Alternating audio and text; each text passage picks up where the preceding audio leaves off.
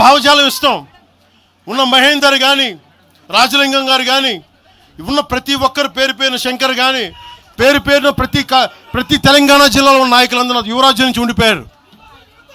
వాళ్ళు పోలే. నేను చెప్పా మీరు మిగతా పార్టీస్కి పోండి అంటే పోలా. దాసోజు శ్రవణ్ ఎవరు పట్టుకున్నారు? మీరు ఆ పట్టుకుని దాసోజు శ్రవణ్ కానీ ఈరోజు ఎమ్మెల్సీగా ఉన్నారంటే ఆ రోజు మీరు కూర్చోబెట్టి మాట్లాడుతూ ఉన్నారు. ఆ రోజున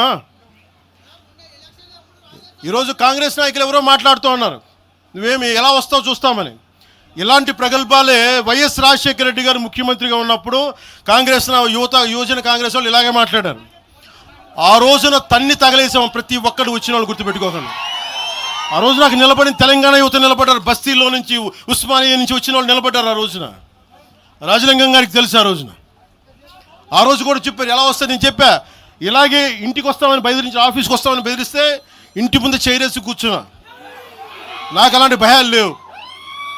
దేశం బాగుండాలి. అంతర్గతంగా ఇప్పుడు వేర్పాటువాదం మంచిది. ఎక్కడ దాకా దేశ సమగ్రత